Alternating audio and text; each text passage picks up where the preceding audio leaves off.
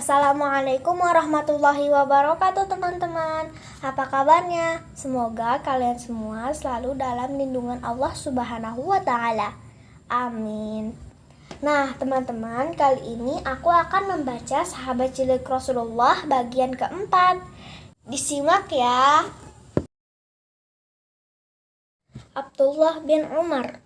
Adik-adik yang dirahmati Allah, sahabat yang akan kita ceritakan kali ini adalah seorang sahabat yang sangat bersemangat dalam mencontoh Rasulullah.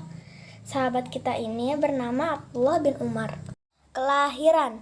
Adik-adik yang dirahmati Allah, Abdullah bin Umar bin Khattab al-Adawi lahir di Mekah, Hijaz, Semenanjung Arab pada tahun 10 sebelum hijrah. Sahabat kita ini adalah anak dari Umar bin Khattab, seorang sahabat yang dijamin masuk surga dan menjadi pelindung Rasulullah Shallallahu Alaihi Wasallam. Masa kecil. Adik-adik yang dirahmati Allah, Abdullah bin Umar bin Khattab adalah salah satu sahabat kecil militan yang belajar di Madrasah Cahaya. Ayahnya, Umar bin Khattab, juga pernah belajar di Madrasah Cahaya ini. Adik-adikku yang tercinta, kalian dapat membayangkan orang yang dididik di Madrasah Nabi Shallallahu Alaihi Wasallam. Seperti apa gerangan kondisinya? Ayahnya masuk Islam jauh sebelumnya, sehingga Abdullah bin Umar tumbuh besar di atas Islam.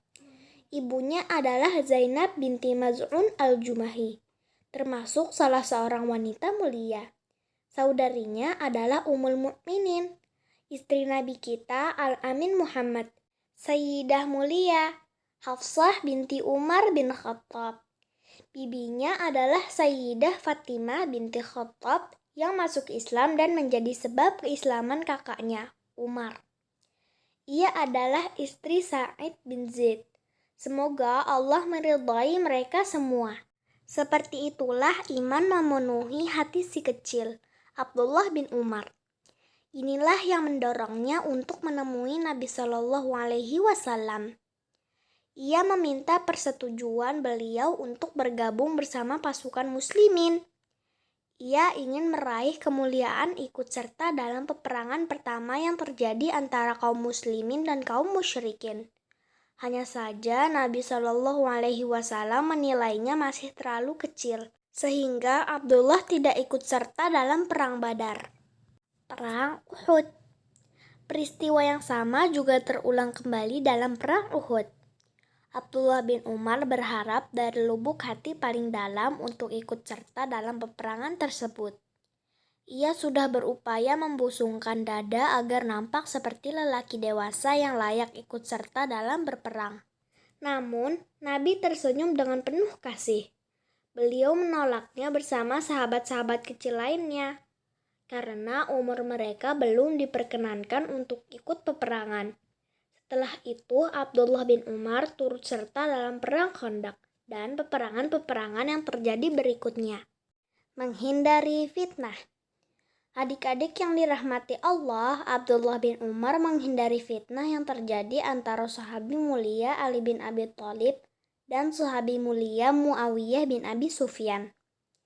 Ia menuturkan kata-kata fenomenalnya ketika dikatakan kepadanya, "Patutkah kau sholat bersama mereka dan juga mereka, sementara mereka saling berperang satu sama lain?" Ia berkata, "Siapa yang menyerukan hayya 'alas shalat, aku pasti memenuhinya. Siapa menyerukan hayya 'alal falah, aku pasti memenuhinya. Dan siapa menyerukan mari kita membunuh saudaramu sesama muslim dan mengambil harta bendanya, aku akan mengatakan kepadanya, tidak." Abdullah bin Umar bermimpi. Adik-adik yang dirahmati Allah, Abdullah berkata, ada seseorang di masa Rasulullah, ketika ia memimpikan sesuatu, ia ceritakan mimpinya itu kepada beliau. Aku kemudian berharap memimpikan sesuatu agar bisa aku ceritakan kepada Nabi Shallallahu Alaihi Wasallam. Saat itu aku masih muda dan lajang. Aku tidur di masjid. Lalu aku bermimpi seakan ada dua malaikat meraihku. Keduanya kemudian membawaku ke neraka. Ternyata neraka dibangun dengan sisi-sisinya seperti sisi sumur. Ia memiliki dua sisi seperti dua sisi sumur. Di dalamnya ada sejumlah orang yang aku kenali.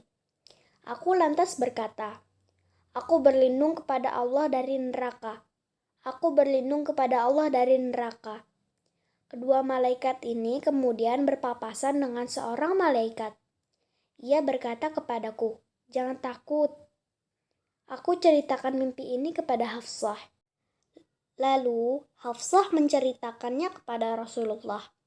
Nabi kemudian bersabda, "Sebaik-baik lelaki adalah Abdullah, andai dia sholat malam."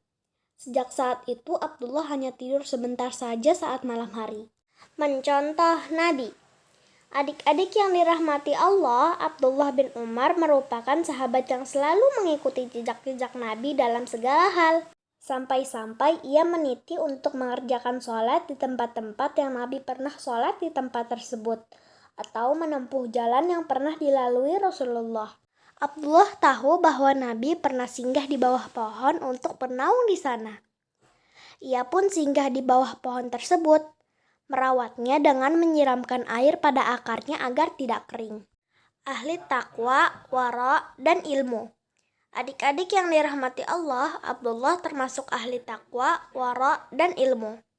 Meski berilmu, namun ia sangat berhati-hati dalam mengeluarkan fatwa dan khawatir menyampaikan fatwa tanpa ilmu. Suatu hari, seorang datang kepadanya meminta fatwa terkait suatu persoalan. Seraya mengemukakan alasan, Abdullah berkata, "Aku tidak punya ilmu terkait persoalan yang kau tanyakan." Setelah itu, Abdullah merasa senang dan berkata, "Ibnu Umar ditanya tentang suatu yang tidak ia ketahui." Lalu ia menjawab, "Aku tidak tahu." Ibnu Umar mencapai kedudukan yang besar dalam ilmu. Hingga Imam Malik berkata, "Imam orang-orang bagi kami setelah Zaid bin Thabit adalah Abdullah bin Umar. Ia bertahan selama bertahun-tahun memberikan fatwa kepada orang-orang." Ibnu Umar berwasiat kepada salah seorang muridnya. Ia berkata, "Jika kau bisa bertemu Allah tanpa membawa beban menumpahkan darah sama manusia, perut kosong dari harta benda mereka, menahan lidah dari kehormatan mereka, dan tetap bersama dengan urusan jamaah mereka, maka lakukanlah." Ia adalah sosok yang zuhud, wara, tidak antusias terhadap persoalan dunia. Bahkan ia menyedekahkan harta terbaik yang ia miliki demi mencari ridha Allah dan demi mendapatkan surga. Murah hati. Abdullah bin Umar biasa keluar malam untuk melihat budak-budak miliknya. Siapa yang ia dapati mengerjakan sholat malam, ia merdekakan budak tersebut. Budak-budak milik Ibnu Umar mengetahui kebiasaan Ibnu Umar ini, hingga ada di antara mereka yang rajin beribadah dan menetap di masjid. Ketika Ibnu Umar melihat si budak dalam kondisi baik seperti itu, ia merdekakan budak tersebut. Hingga para sahabat Ibnu Umar berkata kepadanya, "Wahai Abu Abdurrahman, demi Allah, mereka hanya menipumu." Ibnu Umar berkata, "Siapa menipu kami dengan Allah, Allah akan membalasnya." Ibnu Umar seringkali merdekakan budak-budak miliknya karena mereka lemah atau tidak mampu bekerja. Sampai-sampai menjelang kematiannya, ia merdekakan 1.000 budak. Hal ini ia lakukan demi mencari ridha Allah semata. Mengamalkan ilmu. Abdullah bin Umar adalah salah seorang murid mulia yang berguru di tangan sang guru pertama, Muhammad bin Abdullah. Ia sangat gigih untuk mendengarkan setiap kata yang ia dengar dari mulut Nabi Shallallahu Alaihi Wasallam. Kedua pasang matanya selalu menatap segala gerak-gerik dan tindak tanduk Nabi, lalu menerapkannya sepanjang hidup. Ia belajar dan menerapkan apa yang ia pelajari. Ia tidak menyukai ilmu ataupun belajar tanpa amal dan praktek nyata. Sampai-sampai ia menghabiskan waktu selama 4 tahun untuk mempelajari surah Al-Baqarah. Maksudnya menghafalnya, mengetahui hukum-hukumnya, memahami makna-maknanya. tafsirnya, dan mengamalkan isinya. Hingga seorang tabi'in, Sa'id bin Musayyib berkata, andaikan aku memastikan seseorang di antara ahlul ilmi sebagai salah satu penghuni surga, tentu aku memastikan Abdullah bin Umar. Menolak jabatan hakim. Abdullah adalah sosok yang zuhud dan wara. Seperti diketahui, profesi hakim terbilang salah satu jabatan tertinggi di negara. Di samping profesi ini memiliki wibawa dan kedudukan di tengah masyarakat. Abdullah bin Umar tidak memperhatikan hal-hal semacam ini.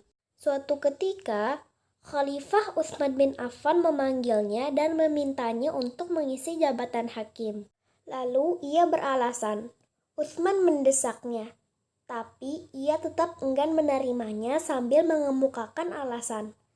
Akhirnya Utsman bertanya padanya, apakah kau mendurhakaiku?